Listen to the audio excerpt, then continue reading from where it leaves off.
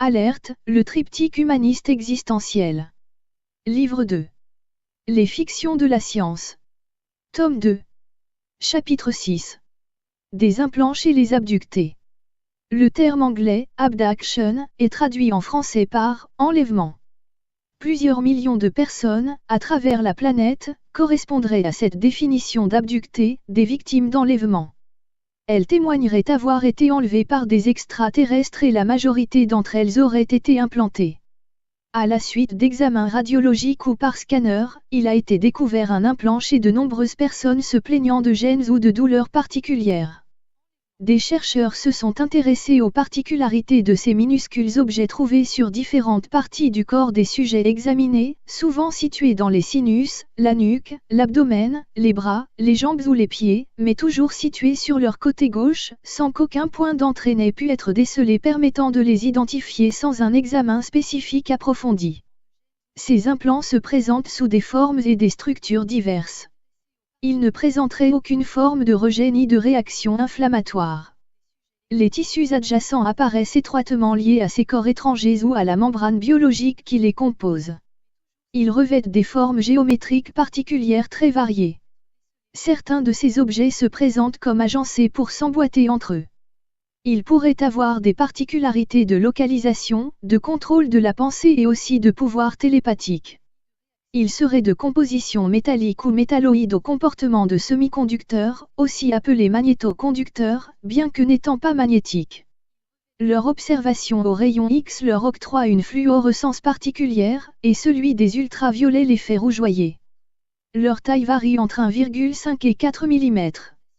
Ils présentent des sophistications qui leur permettraient de fonctionner en émetteur-récepteur. Ils seraient des composés de ferronickel, de calcium, de barium, de chlorapatite et de chlorique, ainsi que d'autres composants exogènes, dont divers agrégats métalliques présents dans les météorites.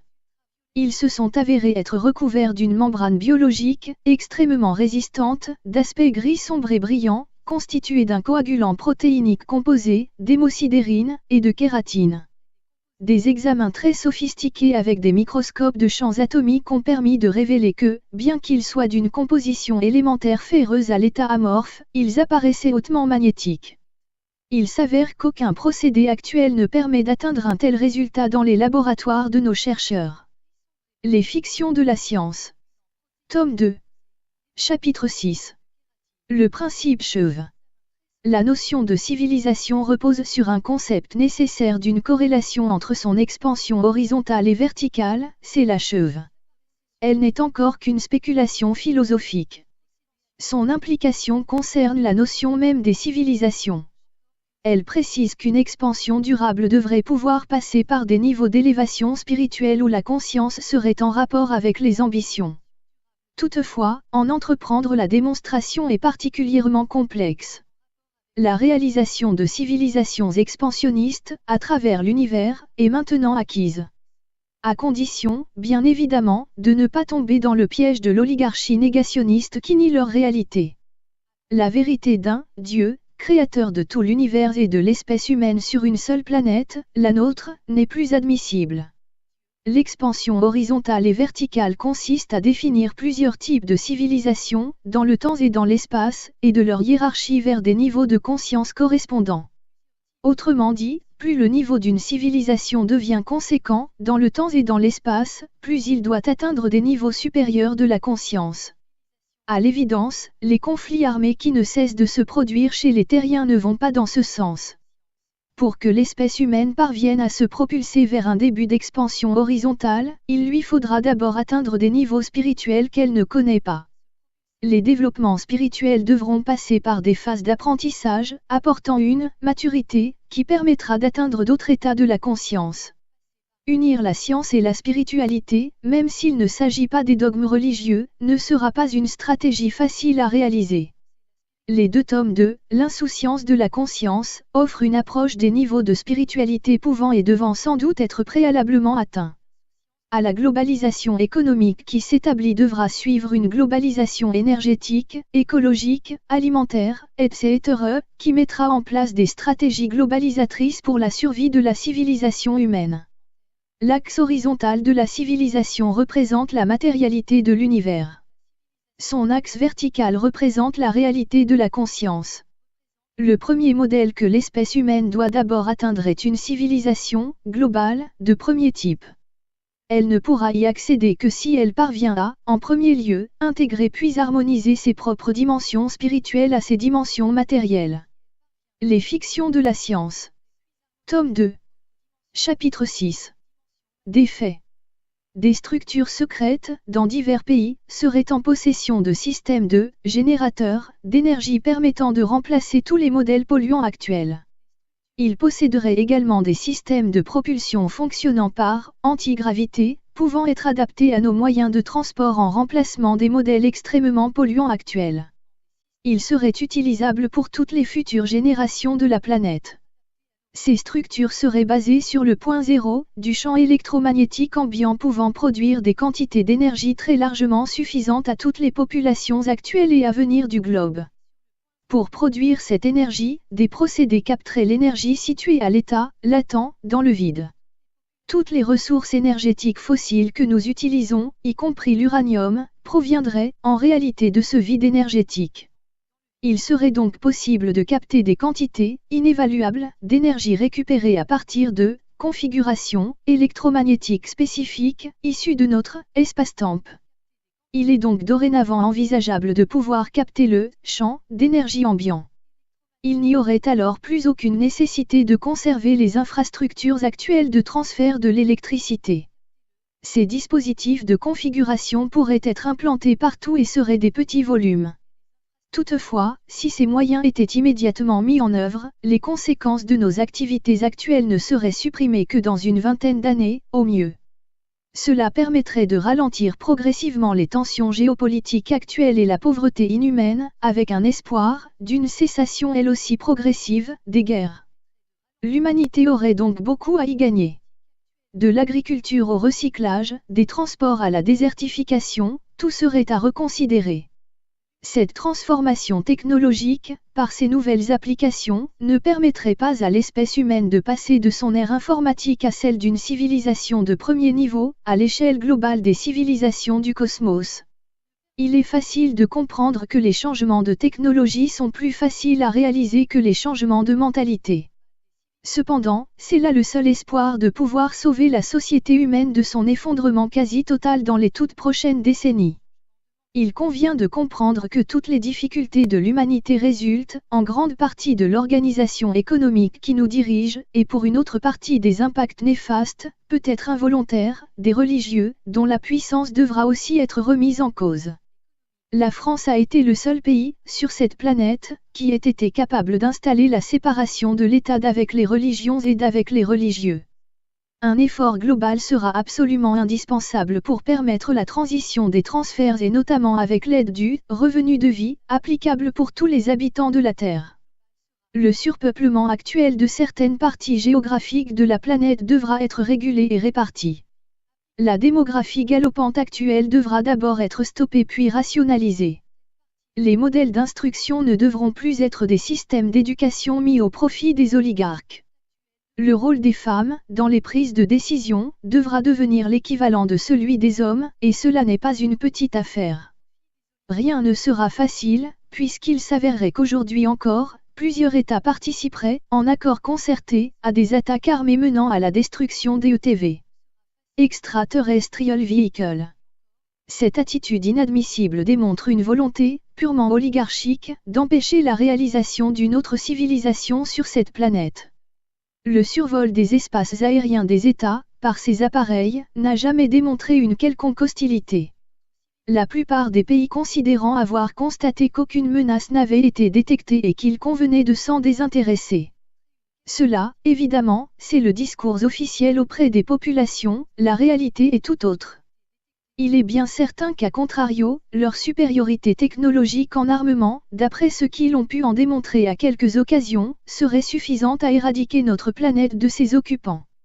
Le projet « Guerre des étoiles » aurait bien été mis en œuvre pour débusquer et détruire les « gêneurs » de l'espace, mais en vain selon toute apparence. Les missiles balistiques, tirés à leur encontre, auraient tout simplement été détruits avant qu'ils ne parviennent sur leur cible, quand ils n'étaient pas directement désactivés dans leur silo. Seule une prise de conscience de l'humanité dans sa globalité permettra d'éviter une guerre avec ces visiteurs du cosmos, dont les conséquences seraient irrémédiables pour cette humanité. En fait, le plus grand danger réside dans la situation où l'ultra-secret sera maintenu. Ce secret hermétique des autorités militaires empêche toute possibilité d'évolution vers d'autres niveaux de réalité scientifique et morale.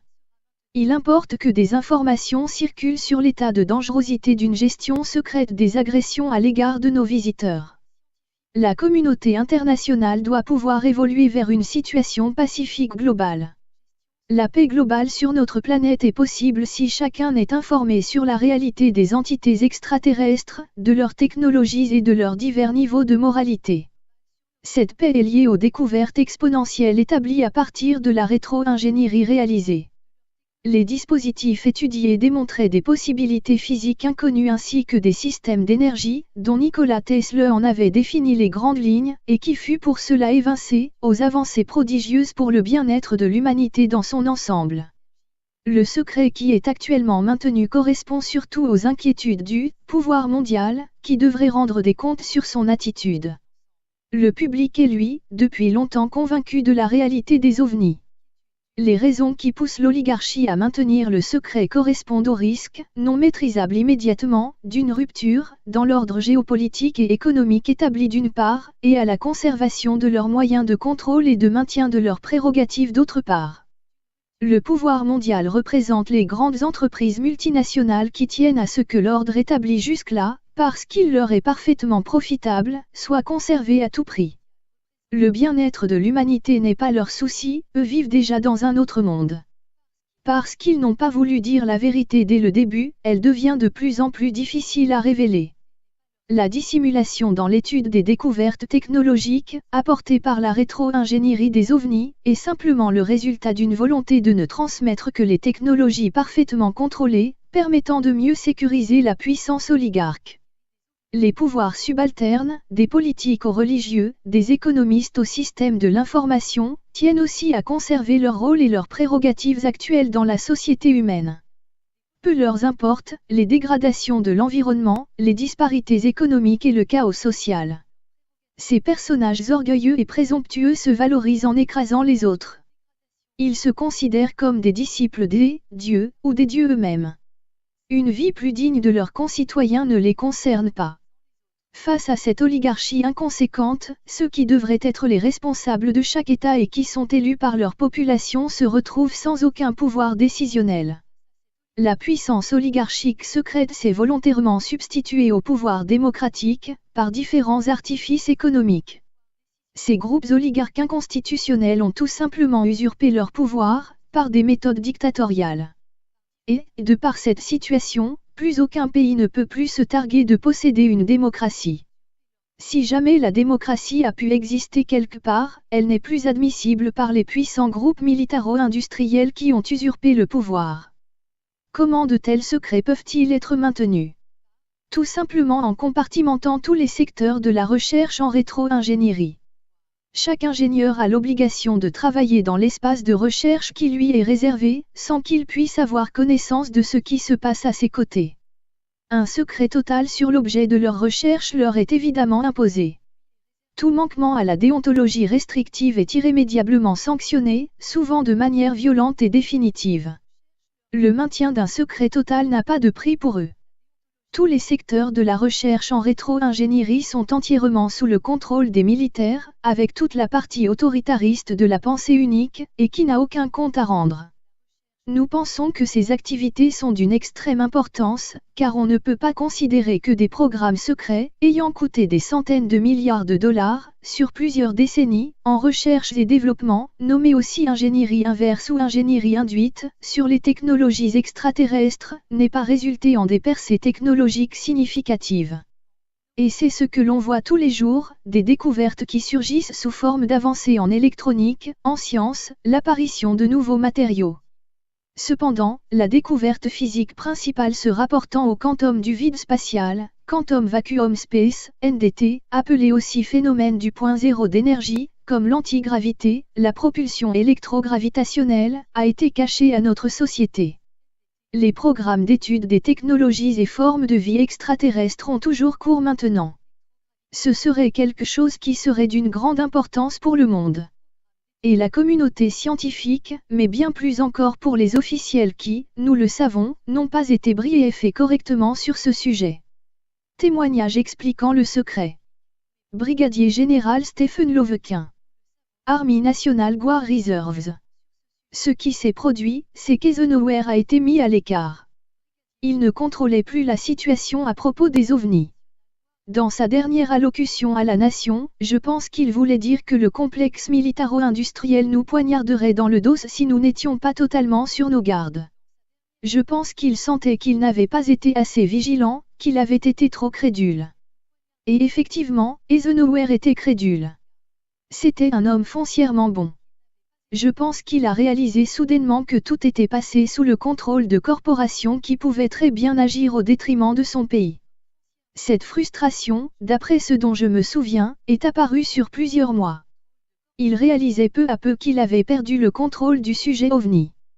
Il réalisait que le phénomène, ou quoi que ce fût en face de nous, ne passait pas entre les meilleures mains. Aussi loin que je m'en souvienne, c'était l'expression qu'il utilisait, ça ne passe pas entre les meilleures mains. C'était une réelle inquiétude. Aussi cela est-il devenu un réel problème. On m'a souvent demandé ce qu'il m'arriverait, du point de vue professionnel, si je parlais de cela. Je voudrais dire que le gouvernement a travaillé à renforcer le secret par l'installation d'une peur abjecte, comme ils l'ont fait avec tout ce que contient la mémoire de l'homme moderne. Je crois réellement qu'ils s'y sont appliqués comme à un travail. Un ancien officier et moi discutions de ce qu'il pourrait advenir en cas de révélation. Il disait que nous serions alors effacés. Je lui demandais de préciser ce terme, oui, nous serons effacés, disparus. Comment le savez-vous? Lui demandai-je. Je le sais, fut sa seule réponse. Ces menaces ont été mises à exécution. Elles ont débuté en 1947. L'Army Air Force obtint le contrôle absolu sur la manière de gérer cela. Ce fut la plus importante campagne de sécurité que ce pays ait subie et il y eut quelques effaçages. Je n'ai pas peur de qui vous êtes. Je n'ai peur ni de votre force ni de votre courage. Ce serait une situation très effrayante à cause de ce que disait Matt, l'ancien officier. Ils ne seront pas seulement après toi. Ils seront après ta famille. Ce furent ses mots. Et je peux seulement dire que la méthode qu'ils ont élaborée pour garder cela sous couvert si longtemps passe par la peur. Ils sont très attentifs à qui sera effacé pour l'exemple. Et je sais que cela a été fait. Merle Chan MC Dow. US Navy Atlantic Command. Ces deux messieurs commencèrent à me questionner à propos de cet événement. Ils étaient très évasifs, pour être honnête avec vous. Je me souviens d'avoir levé les mains et d'avoir dit, une minute les gars. Je suis de votre côté. Juste une minute, parce qu'ils n'étaient pas vraiment agréables. Ils étaient très intimidants et agissaient de telle sorte qu'il était tout à fait évident que rien de ce qui avait été vu, entendu, ne devait sortir de ce bâtiment. Vous ne devez pas toucher un mot de cela à vos collègues. Vous devez seulement oublier tout ce que vous avez pu voir ou entendre concernant cela. Il ne s'est rien passé. Lieutenant. Colonel Charles Brown. US Air Force, en retraite. Cela peut sembler étrange, mais nous avons envoyé des gens en prison, nous en avons envoyé à la mort à cause de témoignages visuels qui rendaient compte de crimes. Notre système légal est pourtant basé pour une large part sur ces témoignages. Et pourtant, dans ma poursuite des phénomènes aériens inhabituels durant ces 50 dernières années, il me semble qu'il y ait eu de bonnes raisons de discréditer certains témoins tout à fait viables et de bonne réputation quand ils parlaient de quelque chose de non identifié. Je sais qu'il y a des agences de notre gouvernement qui peuvent manipuler les données. Qui peuvent en créer ou en recréer comme bon leur semble. Des appareils dirigés intelligemment, ont tranquillement violé nos lois physiques sur cette planète. Et ils font cela depuis longtemps. Le fait que le gouvernement, depuis tout ce temps, je sais que l'investigation a débuté en 1947, n'ait toujours pas apporté une réponse, indique, pour moi, qu'il y a quelque chose de foncièrement mauvais. Sommes-nous si incompétents en science? Je ne le pense pas. Sommes-nous si peu pourvus d'intelligence? Je sais que ce n'est pas le cas. Maintenant, après la clôture du projet Livre Bleu par le groupe du docteur Condon, j'ai toutes les raisons de croire que ce n'était qu'un lavage de cerveau délibéré. Les ovnis ont été étudiés durant une période très étendue et le grand public n'a pas été informé, totalement informé. On lui a seulement livré quelques bribes, parcelles, des miettes. Je sais que plusieurs personnes avec qui j'ai travaillé ont disparu de certains programmes et n'ont plus été vues nulle part par la suite. Elles ont juste disparu. J'ai eu l'évidence de cela tout au long de ma carrière. Vous savez que ces personnes quittent un projet et disparaissent. Aussi pour me protéger de cela, je ne veux plus appartenir à un projet quelconque parce que je pourrais voir quelque chose d'étrange arriver. Beaucoup de gens ont disparu, vous savez. Lance Corporal Jonathan Wegan. US Marine Corps. Vous n'étiez pas supposé être là, vous n'êtes pas supposé voir ceci, vous allez devenir dangereux si nous vous laissons faire. Je pensais qu'il allait me tuer, réellement. Ils avaient un lieutenant-colonel de l'Air Force qui n'a pas donné son identité. Il m'a dit si nous vous déposons au milieu de la jungle, ils ne vous retrouveront jamais. Je n'ai pas voulu le tester pour savoir s'il irait jusque-là, aussi ai-je seulement répondu ouais. Il dit alors vous allez signer ces papiers. Vous n'avez jamais vu cela. Je n'existe pas et cette situation n'a jamais eu lieu. Et si vous en parlez à quiconque, vous serez porté disparu. Ils ont crié, hurlé et m'ont insulté. Vous n'avez rien vu. Gare à vous et à toute votre bon Dieu de famille. Ce fut comme cela pendant 8 à 9 heures. On va vous prendre en hélicoptère et avec un bon coup de pied au cul vous balancer dans la jungle et vous y laisser. Ces différentes agences sont totalement indépendantes. Elles n'obéissent pas à la loi. Ce sont des crapules. Si je pense que c'est un projet qui passe par le gouvernement et que chacun y a sa part. Non. Je pense que ces gars agissent d'eux-mêmes et que personne ne sait ce qu'ils font. C'est si facile à faire de nos jours. Et il n'y a ni erreur ni contrôle. Ils font juste ce qu'ils veulent. Une force mortelle a été utilisée. Pour ceux d'entre vous qui ne le savent pas, je connais des tireurs d'élite des marines, j'ai entendu parler de cela par d'autres personnes, qui descendent dans la rue traquer quelqu'un pour l'abattre. Je sais que les tireurs de l'armée airborne font la même chose. Ils utilisent la Delta Force pour saisir quelqu'un et les réduisent au silence en les tuant. Résumé des actions recommandées au public, aux entreprises privées et aux responsables gouvernementaux. Recommandations d'action au public et à la presse. Le rôle de la presse dans cet effort de révélation est critique pour son succès et l'acceptation des faits par le public américain et les institutions universitaires d'une manière non agressive, intelligente et intéressante.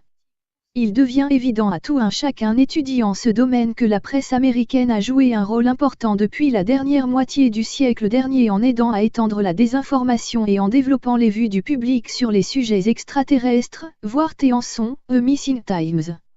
News Media Complicity in the UFO Cover-up. 2001. La presse a souvent été un partenaire ignorant pour la diffusion de fausses informations ou de désinformation ou un partenaire reconnu dans le fait de refuser de rapporter des faits réels. Il est excessivement rare que des observations majeures soient rapportées au niveau national. Quand les rapports sont effectués, ils sont souvent relatés d'une façon minimisée, détournée, en ajoutant un facteur de rire bête souhaitant laisser l'audience confuse et renfermée. Les deux exceptions récentes ont été l'histoire Phoenix Lights dans USA Today de Richard Price et le compte-rendu de la comète française effectué par Leslie Keane. Des enquêtes sérieuses ont été effectuées pour la réalisation de ces deux articles qui ont été présentés d'une façon équilibrée et sans parti pris. Nous recommandons à la presse d'entreprendre les actions suivantes. Nous recommandons que les journalistes travaillant sur ce thème soient eux-mêmes familiarisés aux implications évidentes de ces faits. Il est évident pour nombre de personnes ayant travaillé sur le sujet extraterrestre qu'il est le thème majeur se présentant au monde aujourd'hui. Cette importance doit être transmise aux écrivains d'une manière sérieuse et responsable.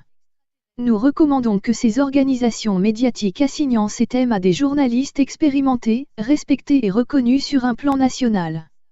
Ces thèmes ne doivent plus être confinés dans des articles de remplissage et assignés à des équipes débutantes ou relégués à des programmes divertissants.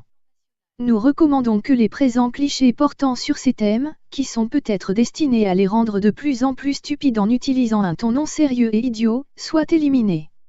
Ceci inclut l'utilisation d'expressions de type les petits hommes verts et les techniques cinématographiques pour interviewer des personnes avec des angles de caméra, des lumières colorées, des générateurs de brouillard ou autres trucages du même genre. Toutes ces techniques, utilisées de manière satisfaisante depuis des décennies pour masquer l'importance de ces thèmes, doivent être éliminées afin que le public puisse croire au sérieux des reportages réalisés. Nous recommandons au public d'entreprendre les actions suivantes. Nous recommandons que le public s'ouvre l'esprit aux thèmes extraterrestres en étudiant avec prévenance les résultats eux-mêmes.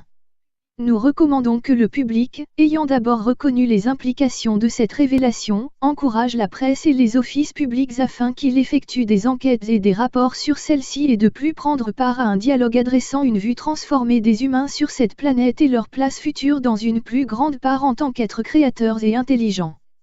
Nous recommandons que le public écrive au président de la République en lui demandant d'établir des ordonnances permettant aux témoins de se présenter sans risque, voir la section sur les recommandations d'action au président, et qu'il écrive à leurs sénateurs et représentants en leur demandant qu'ils supportent des réunions auxquelles des témoins pourront participer. Nous recommandons aux anciens membres de gouvernement, militaires ou anciens membres de compagnie ayant une certaine connaissance de ce sujet et une bonne volonté de devenir des témoins en contactant le Disclosure Project, afin de les aider à diffuser leurs connaissances au public d'une manière patriotique et honorable.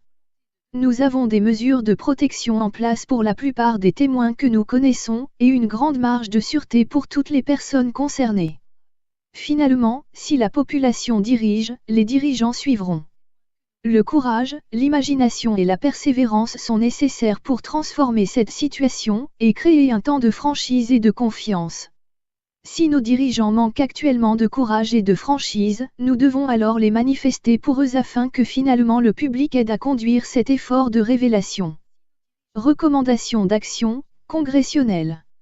En considérant les incroyables importances et implications de ce sujet, le Congrès américain a joué un rôle non négligeable dans les 4 à 5 dernières décennies. Finalement, seulement 2 réunions officielles ont été organisées durant cette période. La première a été organisée par le House Armed Services Committee le 5 avril 1966 à cause d'une réaction et d'une critique forte du public au sujet du programme Air Force Project Blue Book UFO. Le représentant du Michigan Gerald Ford a été un grand supporter de cette réunion, en partie avec l'aboutissement d'une observation majeure qui s'est présentée en mars de cette même année dans son État et vue par des centaines de personnes et largement reportée dans la presse.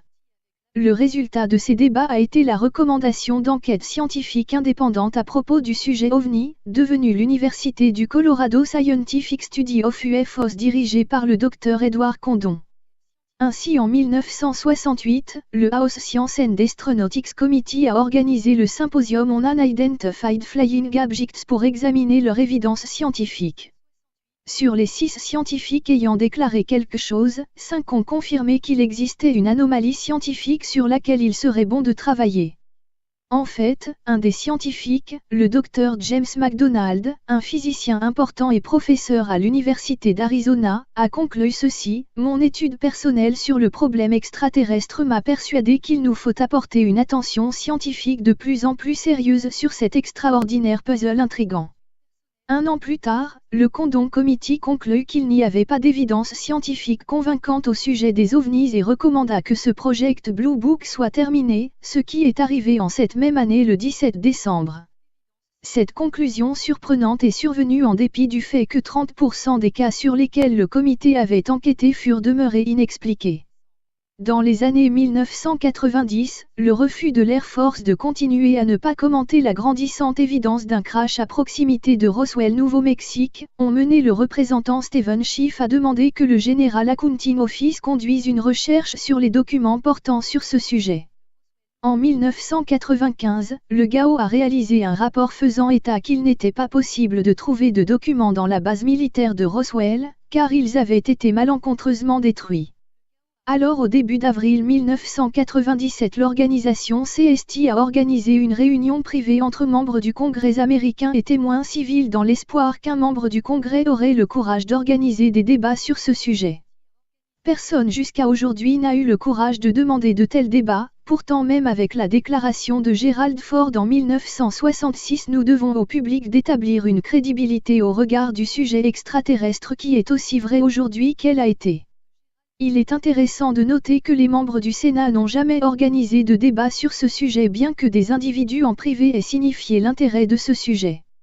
Nous recommandons que le Congrès prenne les résolutions suivantes pour poursuivre cette affaire, constituer des enquêtes dirigées vers les contacts et les présidents des House and Senate Intelligence Committees, contacter les autres personnes connues au Congrès, qui ont la possibilité d'assister le contrôle de ces opérations, poursuivre plus loin en organisant des débats congressionnels dans lesquels des témoins directs de ces projets pourraient témoigner.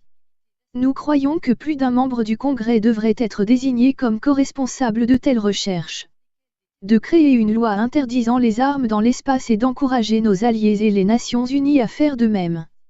Notez qu'une fois que les issues portant sur la validité des serments et de l'amnistie de la sécurité nationale seront définies par les commandements congressionnels et ou présidentiels, des centaines de témoins potentiels ayant le souhait de témoigner sur la réalité des ovnis et des formes de vie extraterrestres se dévoileront tout comme les implications pour l'avenir de notre pays.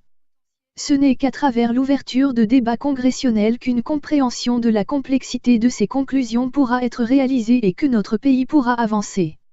À cause des interconnexions entre les sujets extraterrestres et les états énergétiques et technologiques mondiaux, il sera aussi nécessaire d'organiser des débats congressionnels sur ces solutions énergétiques, simplement comme une suite logique, mais avec un processus légèrement différent. Une fois que la réalité des solutions extraterrestres sera acceptée par le Congrès, nous recommandons alors d'enquêter d'une manière approfondie sur ces nouvelles technologies grâce à des sources civiles aussi bien qu'à des projets compartimentés entre l'armée, les services secrets et les compagnies privées en relation avec ces entités. D'autoriser la déclassification et la libéralisation de l'information conservée dans ces projets en relation avec ce sujet. De spécifiquement interdire le contrôle ou la suppression de telles technologies. D'accorder un financement réel pour les recherches fondamentales et le développement par des scientifiques et ingénieurs civils afin de rendre la recherche disponible au public et à la communauté scientifique. De développer des projets de distribution de telles technologies et de transition vers une économie sans utilisation de carburants fossiles. Ces projets devront en inclure d'autres, une planification militaire et de sécurité nationale, une planification et une préparation stratégique économique, un secteur privé de support et de coopération, une planification géopolitique. Spécialement en ce qui concerne les pays de l'OPEP et les régions où l'économie est très dépendante des exportations et du prix du pétrole, une coopération et une sécurité internationale. Le Disclosure Project se tient prêt pour assister le Congrès partout où il sera possible de faciliter l'utilisation de telles sources d'énergie. Nous pouvons recommander un certain nombre de personnes pouvant être convoquées pour fournir des témoignages sur de telles technologies, aussi bien que des personnes possédant certaines informations au sujet de ces projets spéciaux non reconnus dans le cadre d'opérations gouvernementales secrètes qui ont déjà œuvré sur ces solutions. Recommandations d'action militaire. Depuis le début des années 1990, le directeur et des membres du Disclosure Project ont entendu différents militaires de haut rang incluant le chef du Intelligence Joint Staff, J2, le directeur de la Défense Intelligence Agency, le directeur de la Central Intelligence Agency, Wright Patterson directeur du National Air Intelligence Center ainsi que d'autres personnalités. Il est devenu clair à leurs yeux durant ces réunions que les hauts fonctionnaires de l'État n'ont pas été informés de ces sujets. Ceci constitue une sérieuse menace pour la sécurité nationale et l'empressement militaire. Pour citer l'amiral Rasko Yenkoete. J'encourage une action congressionnelle immédiate pour réduire les dangers du secret placé sur les sujets extraterrestres. Notez que ceci accentue les dangers de tels secrets, pas les dangers surgissant des sujets extraterrestres. Yenkote, Rasko, Aliens from Space, Major Donald Kaye, 1975. Nous recommandons aux fonctionnaires militaires et aux chefs de la sécurité nationale d'entreprendre les actions suivantes. Recevoir un rapport minutieux sur le sujet des témoins, chefs militaires et civils du Disclosure Project. Informer les commandeurs en chef et définir des règles spécifiques d'engagement au sujet des confrontations extraterrestres. D'enquêter d'une façon indépendante le sujet et de percer les projets spéciaux non reconnus en relation avec ce sujet. de devenir complètement impliqué dans les projets secrets en relation avec le sujet pour assurer que de tels projets soient supervisés d'une manière adéquate et qu'ils soient sous le contrôle direct et continu d'une chaîne constitutionnelle de commandement. Corriger et ou abandonner certains mauvais projets secrets à propos de systèmes technologiques avancés en relation avec les ovnis. Tenter un engagement pacifique et coopératif avec ces formes de vie en excluant réellement un engagement militaire violent. Reconsidérer prudemment le développement des objectifs militaires spatiaux à la lumière de l'information donnée ci-dessus et exclure des actions pouvant être considérées comme belliqueuses par des formes de vie extraterrestres. Recommandations d'action aux communautés scientifiques. Comme les observations du phénomène OVNI rapportées par des milliers de témoins sont validées, une nouvelle définition des modèles scientifiques sera nécessaire pour réussir à expliquer ce qui est observé. Les théories scientifiques du XXe siècle ont juste frôlé la surface en expliquant ce que ces nombreux témoins scientifiques, militaires et civils ont observé et rapporté. Toutefois, dans certains cas, des programmes secrets de recherche militaire paraissent avoir progressé plus en avant en comprenant les phénomènes observés que nos scientifiques privés et universitaires. De récentes découvertes, comme celui de la possibilité de se déplacer plus vite que la lumière, Wang, L.J., A. Kuzmich, and Adogariu. 2000 Gain Assisted Superluminal Light Propagation. Nature. 406, 277-279, ont suggéré qu'en effet il y aurait un type entièrement nouveau de phénomène scientifique que les chercheurs examineront pour expliquer ce qui a été déclaré impossible par les chercheurs du siècle dernier. Il persiste un problème d'acceptation majeur à propos des solutions extraterrestres avec la plupart des chercheurs scientifiques. Le docteur Peter Sturrock, un physicien hautement respecté dans les recherches sur le Soleil et aujourd'hui professeur émérite de l'Université de Stanford, résuma le problème comme ceci. La résolution définitive à l'énigme extraterrestre ne viendra pas à moins que et jusqu'à ce que le problème ne soit soumis à une étude scientifique ouverte et vaste par les procédures établies par la science. Ceci requiert un changement dans l'attitude première de la part des scientifiques et des fonctionnaires des universités. Sturrock, P.A., Report on a Survey of the American Astronomical Society Concerning the UFO Phenomenon, Stanford University Report Suite PR 68 IR, 1977. Une vue encourageante du Dr Sturrock sur le rôle des chercheurs et des journaux scientifiques est citée à la section 3.2.1. Cependant, aussi étonnant que cela puisse paraître aux profanes, les scientifiques ont souvent des problèmes pour changer leur compréhension des processus et du phénomène naturel quand ils sont placés face à l'évidence que leur théorie puisse ne pas être correcte. L'histoire de la science est remplie d'exemples de proclamations déclarées impossibles par des scientifiques et seulement démontrées bien plus tard après que les hypothèses de ces chercheurs soient déclarées elles-mêmes incorrectes.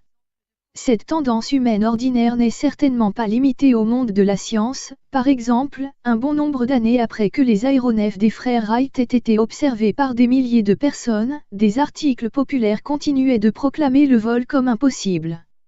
En outre, la plupart des recherches scientifiques aux États-Unis, spécialement dans les collèges et les universités, sont conduites par des confrères à travers les procédés observés pour la promotion et la titularisation aussi bien des bourses d'études que des publications de journaux. Outrepasser les points acceptables de la recherche est une chose toujours difficile à entreprendre pour les scientifiques, même s'ils sont établis dans une sphère scientifique plus conventionnellement acceptable. Par conséquent, la plus grande majorité des membres des universités ne sont pas disposés à prendre un tel risque, depuis qu'il est plus sûr de se cantonner dans les points de vue admis aujourd'hui. Durant le dernier siècle, les scientifiques ont joué un rôle autant actif que passif, souvent sans le savoir, en développant des attitudes du public confiant sur le sujet extraterrestre à travers la divulgation de fausses informations et de désinformations. Depuis les années 1950, les scientifiques ont été utilisés pour persuader le public qu'il n'existait pas d'évidence scientifique sur le phénomène OVNI. De grands chercheurs continuent à jouer ce rôle aujourd'hui, comme l'a fait un des chefs du programme SETI qui donna lors d'une réunion publique à l'université d'Harvard qu'il n'y a pas d'évidence scientifique sur le sujet extraterrestre. Il existe plusieurs explications possibles à cette déclaration. Soit cette personne était ignorante de la profondeur de l'évidence de ce sujet, dans quel cas elle n'aurait pas pu qualifier sa déclaration comme officielle, ou elle savait que le sujet était réel, mais qu'il existait des motivations qui induiraient par inadvertance le public pour obtenir un plus grand support afin d'étendre les recherches de la SETI. Dans l'une ou l'autre des voies, les scientifiques doivent être plus honnêtes vis-à-vis du public, qui pour la plupart croient en eux et en leurs déclarations. En résumé, sans enquêtes et recherches, il ne peut être communiqué de déclarations sensées à propos du phénomène. Ceci a aussi été recommandé par une équipe de scientifiques dans le rapport Sturrock-Rockefeller et par des personnels scientifiques et militaires dans le rapport français Cometa. Nous recommandons aux scientifiques d'entreprendre les actions suivantes.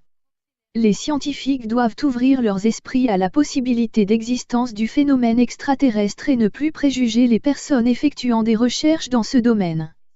Ceci demandera à chacun d'effectuer ses propres recherches sur ce thème. Les scientifiques existent qui connaissent le thème extraterrestre, comme ceux qui ont participé au projet de recherche secret, et pourraient partager la réalité et leurs connaissances avec d'autres collègues scientifiques pour les amener à ce sujet plus rapidement. Beaucoup de choses seront difficiles à prendre en considération à cause des réputations et des issues financières. Les scientifiques universitaires devraient partager leurs connaissances avec leurs étudiants et le public, pour que la prochaine génération d'étudiants et les étudiants diplômés ouvrent une brèche dans la recherche afin d'expliquer de ce qui a été observé depuis plusieurs générations. Il est essentiel que les scientifiques participent à des projets visant la réalisation des énigmes extraterrestres et encouragent des enquêtes scientifiques pour les futurs étudiants diplômés et les jeunes scientifiques professionnels. Les scientifiques et directeurs qui dirigent les programmes fédéraux universitaires de recherche devraient mettre de côté un petit pourcentage de leur budget pour des recherches sur le sujet extraterrestre, et aidant des projets à devenir légitimes. En fin de compte, les scientifiques devraient comprendre que ces avancées dans la science et la technologie qui pourraient apparaître grâce aux phénomènes extraterrestres auront des effets énormes pour l'avenir de l'humanité et de l'écologie de notre planète. Les opportunités d'une nouvelle brèche dans la recherche scientifique n'ont jamais été meilleures, tout comme l'opportunité de réécrire certains manuels. Recommandations d'action au président des États-Unis d'Amérique. Bien que des présidents aient depuis la Deuxième Guerre mondiale pris connaissance de la réalité des solutions extraterrestres, leurs connaissances et leurs capacités ont été limitées durant les dernières décennies.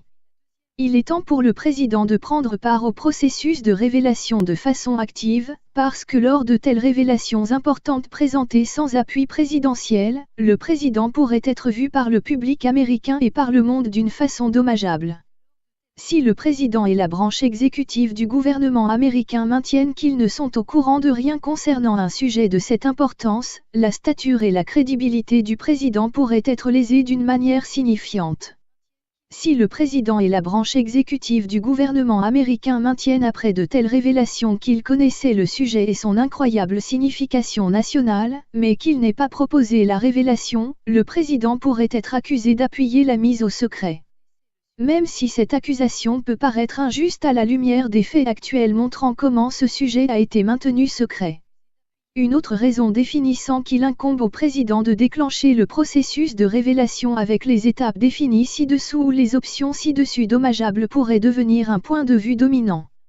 Nous recommandons d'entreprendre les actions suivantes au président des États-Unis.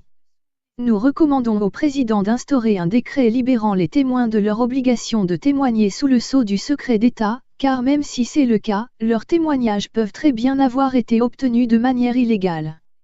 Nous recommandons que le président convoque une commission indépendante, juste et ouverte pour enquêter sur ce sujet, sur les projets non reconnus à accès spéciaux, USAP, et sur les technologies qui sont actuellement élucidées et dont pourrait bénéficier toute l'humanité s'il était librement publié. Nous recommandons dans le même temps que le décret soutienne la déclassification des documents gouvernementaux en relation avec le sujet extraterrestre, un processus qui a déjà démarré avec le Freedom of Information Act, FOIA. Nous recommandons aussi, durant la progression de ces processus, que le président publie un décret prévoyant l'amnistie pour les membres et les personnels des groupes suspectés de contrôler les sujets extraterrestres, à condition que ces groupes coopèrent et n'interfèrent pas avec les processus en cours. Nous recommandons que le président présente lors d'une émission télévisée nationale ses solutions et le processus pour restaurer la confiance du public dans le gouvernement et les principes démocratiques. En définitive, nous recommandons de créer par décret un nouvel organisme de recherche scientifique chargé de développer les technologies secrètes qui pourront être utilisées pour résoudre nos problèmes énergétiques, et d'intégrer ces technologies au cadre normal de nos institutions courantes. Ces décrets utiliseraient totalement les pouvoirs de la présidence pour aider à clore certains projets sombres apparaissant être dirigés en dehors de la chaîne de commande constitutionnelle. Tandis que certains aspects des technologies extraterrestres, et d'autres choses, pourraient être accessibles totalement par ce processus de création de décrets, il autorisera la révélation de témoignages clairs. Ceci devrait entamer un processus de neutralisation des présents efforts employés par les groupes secrets pour garder le président et la branche exécutive, le Congrès, la presse et les contribuables à l'écart de leurs investigations. Paul Rélier, né le 6 août 1923, est ancien vice-premier ministre du Canada, et ancien ministre de la Défense. Ancien député du temps de Pierre Trudeau, il a rejoint les rangs de 3 organisations non gouvernementales pour demander au Parlement du Canada de tenir des audiences publiques sur l'exopolitique, ou politique concernant le sujet des extraterrestres. Cette allocution a eu un grand retentissement en raison de la position sociale de M. Rélier et des hautes responsabilités qu'il a occupées au sein du gouvernement canadien. Il nous semble important de noter les points suivants. 1. Le texte fait référence à une communication directe entre des humains, un contact de M. Wilbert Smith, et des extraterrestres. 2. Il mentionne l'existence d'une forme d'énergie non polluante qui pourrait remplacer les énergies fossiles. 3. Il fait allusion à des groupes d'humains ou d'extraterrestres qui aideraient le complexe militaro-industriel à assurer son hégémonie sur le monde. 4. Il fait référence à un « gouvernement de l'ombre » qui serait totalement en dehors des institutions officielles, et soupçonne que la prétendue démocratie américaine ne serait qu'un leurre. 5. Il prétend que des avions de chasse auraient été détruits au cours de missions d'interception d'OVNI. 6. Et sans doute le plus important, il mentionne l'existence d'une tentative de négociation initiée par les extraterrestres qui auraient proposé des solutions pacifiques, désarmement nucléaire, mais qui, malheureusement, auraient été repoussées par les militaires. Il ressort de l'allocution de M. Rélier du 19 avril 2008, que le complexe militaro-industriel américain s'est lancé dans des projets de militarisation de l'espace en vue de s'opposer, d'une façon ou d'une autre, aux extraterrestres actuellement présents dans notre système solaire. L'un de ces projets, selon M. Rélier, serait de construire une base militaire permanente sur la Lune. Il affirme que l'administration Bush a consenti finalement à laisser les militaires construire une base avancée sur la Lune, qui pourrait les mettre dans une meilleure position pour surveiller les allées et venues des visiteurs de l'espace, et tirer sur eux, s'ils le décident. Comme nous pouvons le constater, ce ne sont pas de minces allégations, et elles sont lourdes de conséquences pour tous les citoyens de notre planète. Selon lui, cette militarisation de l'espace pourrait même déclencher un conflit ouvert entre les terriens et les extraterrestres. Si ce que dit M. Rélier est vrai, nous devrions être inquiets sur l'avenir de notre civilisation. Espérons en tout cas que si ce conflit éclate, les extraterrestres sauront faire la différence entre les militaires paranoïaques qui sont prêts à tout pour garder leur hégémonie sur le monde, et les simples citoyens qui seront pris en otage et seront, n'en doutons pas, sacrifiés sans le moindre remords. Wilbert Smith, 1910 à 1962. Nous savons que c'était un brillant scientifique canadien diplômé de l'Université de Colombie-Britannique, 1933, avec une licence en ingénierie électronique. Wilbert Smith était titulaire d'une maîtrise de sciences appliquées en 1934 dans la même université. Après ses études, il devint ingénieur en chef à la station Radio Séjour à Vancouver. En 1939, il intégra le DOT, Department of Transport, qui est le département du transport fédéral du Canada. Par la suite, il fut engagé dans le service de surveillance d'ingénierie du Canada en temps de guerre. En 1947, il fut nommé responsable de l'établissement d'un réseau de stations de mesures ionosphériques, dont quelques-unes se trouvent dans des régions isolées du Nord. Smith s'intéressa à titre privé aux soucoupes volantes à la fin des années 1940. Au sein du ministère des Transports, qu'il intègre en 1939, il deviendra responsable, dans le futur département des communications, du développement de la radio, de l'attribution des fréquences aux radios et aux agences de renseignement. Ses responsabilités étaient importantes et touchaient à la sécurité nationale. Il dirigea Radio Ottawa, qui fut un centre d'interception des communications soviétiques. En septembre 1950, Smith assista à la North American Radio Broadcasting, NARB, à Washington, D.C. Il voulait profiter de cette conférence pour obtenir des précisions sur les ovnis. Après avoir rencontré Keye, il recueillit des informations sensibles auprès du docteur Robert Sarbaché. Après sa rencontre avec Sarbaché, Smith rédigea un mémorandum classifié top secret.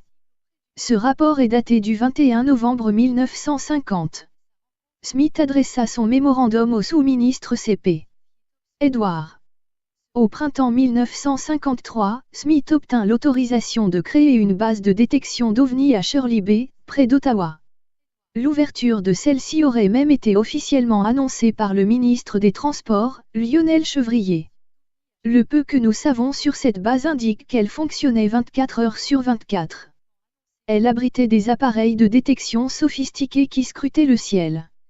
Les instruments comprenaient un compteur à rayons gamma, un magnétomètre, un récepteur radio, pour détecter la présence de perturbations radio, et un gravimètre enregistreur. Le 8 août 1954, une anomalie fut détectée.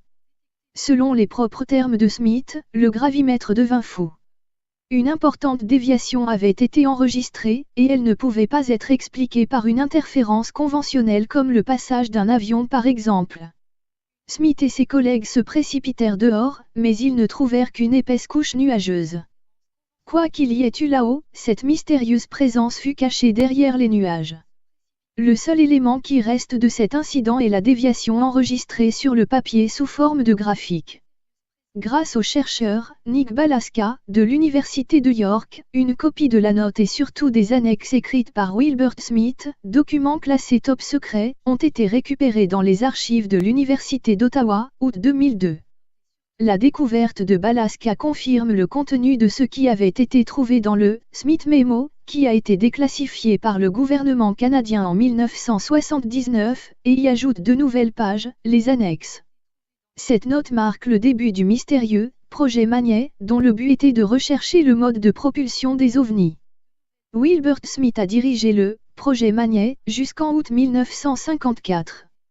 Voici un extrait de la note destinée au contrôleur des communications et datée du 21 novembre 1950, Ottawa, Ontario.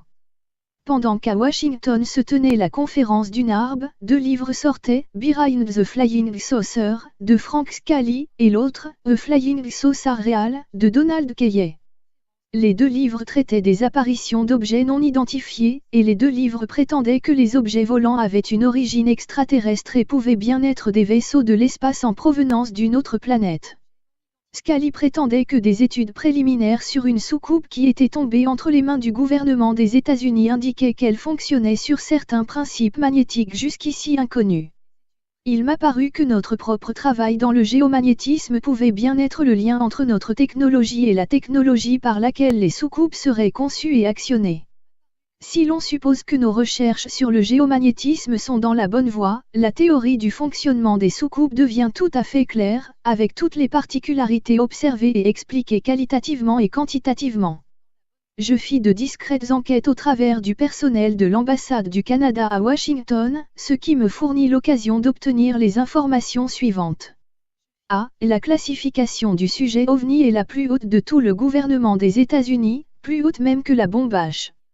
B. Les soucoupes volantes existent. C. Leur modus operandi est inconnu, mais un effort particulier est en cours, par un petit groupe dirigé par le Dr Vannevar Bush. D. Le sujet en entier est considéré par les autorités des États-Unis comme étant d'une importance capitale.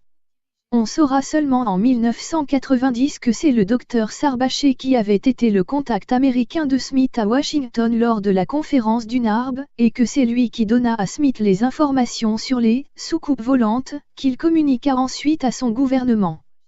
Nota, contient des extraits de divers organismes et organisations. Les fictions de la science. Tome 2. Chapitre 6. Le projet humain global. Une vision sur le très long terme. Définir dans les détails un projet aussi vaste et aussi profond n'est pas une tâche aisée. Tout ce que nous pouvons faire ici, c'est seulement esquisser ses grandes lignes et ses fondements. Il nous reste à préciser ce qu'il est. Il faut déjà comprendre que ce qui est en jeu, c'est l'avenir de l'humanité et sa survie. Avec le PHG, Projet Humain Global, nous ne sommes plus dans une perspective à court terme, mais nous nous projetons dans un futur lointain. Nous ne sommes plus dans le domaine de la politique qui gère les affaires humaines sur des périodes de quelques années seulement, nous nous élevons au contraire d'un cran, et nous élargissons notre vision sur des périodes de temps qui peuvent s'étaler sur des siècles et même des millénaires. Avec le PHG, nous dépassons le court terme, et nous nous projetons dans le long terme. Nous pouvons constater que c'est ce qui manque aujourd'hui, une vision ample, large et profonde de l'avenir de l'humanité. Nous sommes submergés par un pessimisme ambiant qui pense que nous nous dirigeons tout droit vers un précipice, et que nous ne pouvons pas éviter cette catastrophe. Certes, cette façon de voir les choses n'est pas complètement fausse, car les difficultés de tous ordres qui s'annoncent sont bien réelles, problèmes liés à la pollution, à l'environnement, aux matières premières, à l'eau douce, à la surpopulation, aux énergies, etc., mais cette vision est limitée. En aucun cas elle ne peut nous satisfaire. Il est clair que nous avons besoin d'une autre vision de notre condition, et d'une autre approche pour nous en sortir. Il est évident aussi que nous sommes sur le point de franchir une sorte de seuil, et le PHG représente le but que nous devons nous fixer si nous voulons franchir dans de bonnes conditions ce passage vers une autre forme de civilisation. Si nous le voulons vraiment, nous pouvons faire en sorte que l'avenir de l'humanité soit grandiose. Pour cela nous devons élever nos esprits, sortir du pessimisme, et nous fixer des buts nobles. Le PHG intègre toutes les dimensions de l'être humain. Le PHG vise à l'unification de l'humanité, et non pas à son uniformisation, contrairement à la mondialisation actuelle. Dans le PHG, toutes les traditions, religieuses ou laïques, et tous les particularismes locaux, langues, coutumes, façons de s'habiller et de manger, etc., seront préservés et même cultivés. L'humanité, unifiée dans la diversité, deviendra alors une entité globale ayant un devenir évolutif sur le très long terme. Le PHG implique une transformation mentale, psychique et spirituelle de l'humanité. Il ne s'agit plus seulement d'assurer notre confort matériel. Le but est autrement plus élevé et exigeant. En son temps, le père Teilhard de Chardin, 1881 à 1955, évoquait le concept de noosphère pour désigner cet ensemble unifié des consciences humaines. L'établissement de la noosphère est l'une des étapes essentielles du PHG. Nous devons aussi souligner le fait que la formation de la noosphère est beaucoup plus organique qu'on l'imagine. Elle est bien ancrée dans notre monde terrestre. Ce n'est pas du tout une sorte d'état d'être éthéré, qui planerait au-dessus des dures réalités de la condition humaine. Bien que comme le disait Teilhard de Chardin, la noosphère est avant tout la coalescence des centres humains, c'est aussi l'harmonisation de la vie des corps dans un environnement restauré, la question de l'écologie est donc essentielle dans le PHG. La transformation de l'humanité doit s'effectuer à tous les niveaux, et le niveau physique n'est pas laissé de côté. Le PHG intègre donc toutes les dimensions de l'être humain, matériel, corporel, psychique, mental et spirituel. Le concept de noosphère est particulièrement bien adapté pour envisager la construction d'une civilisation planétaire dans ses dimensions spatio-temporelles, horizontales, et spirituelles, verticales. Bien que difficile à définir d'un point de vue scientifique, la notion de noosphère offre cependant la formidable opportunité d'ouvrir une perspective évolutionniste qui englobe toutes les dimensions de l'être humain et pas seulement son aspect physique, squelette, cerveau, etc. Le père Pierre Teilhard de Chardin, jésuite et paléontologiste français, définissait ainsi la noosphère. Considérée dans sa totalité zoologique, l'humanité offre le spectacle unique d'un phylum se synthétisant organo-psychiquement sur lui-même. Vraiment une corpusculisation et une centration sur soi de la noosphère comme un tout. La noosphère est constituée d'individualités pensantes qui doivent entrer dans la profondeur radiale d'une communion de conscience, et non se contenter d'une agrégation d'individus sous les poussées tangentielles de l'histoire, qu'elle soit démographique, technologique, économique ou communautariste. Nous n'avons pas encore idée de la grandeur des effets noosphériques. La résonance de millions de vibrations humaines. Le produit collectif et additif d'un million d'années de pensée. N'avons-nous jamais essayé d'imaginer ce que ces grandeurs représentent? Une collectivité humanisée de conscience. La Terre qui ne se couvre pas seulement de myriades de grains de pensée, mais s'enveloppe dans une seule enveloppe pensante jusqu'à former un unique et vaste grain de pensée à l'échelle sidérale. Si invraisemblable que cette proposition paraisse, l'univers ne peut être pensé en pleine cohérence avec les exigences externes et internes de l'anthropogenèse, sans prendre la forme d'un milieu psychique convergent. Il s'achève nécessairement vers l'avant, en quelques pôles de superconscience où se survivent tous les grains personnalisés de la conscience. Cette coalescence suppose que chaque centre, ou conscience spirituelle individuelle entre en symbiose toujours plus étroite avec l'ensemble des consciences communicantes, le tout formant à terme la noosphère. L'identification non homogénéisante du tout au sujet et du sujet au tout entraîne un accroissement de conscience à l'échelle individuelle et collective. La multiplication des centres comme image relative de l'ensemble des centres harmonisés, participe à l'avènement de la recrudescence spirituelle ou théophanie. Annonçant d'une certaine façon le monde global que nous connaissons aujourd'hui, mais pas du tout la mondialisation économique moderne. Le père Teilhard de Chardin développe la notion de noosphère qu'il emprunte à Vernadsky pour conceptualiser une pellicule de pensée et de conscience humaine située au sommet de l'évolution. Il est pour nous un état vers lequel nous tendons, une sorte d'idéal lointain vers lequel nous avançons, parce que nous sommes plongés dans le temps et que nous suivons une ligne temporelle. Ce n'est pas une chose à réaliser, c'est plutôt une chose à redécouvrir. Cette perfection existe déjà, c'est en quelque sorte l'attracteur de l'évolution humaine, le grand but, qui est devant nous, l'objectif final du projet humain global. Nota, contient des extraits de divers organismes et organisations. Alerte, le triptyque humaniste existentiel. Livre 2. Les fictions de la science. Tome 2.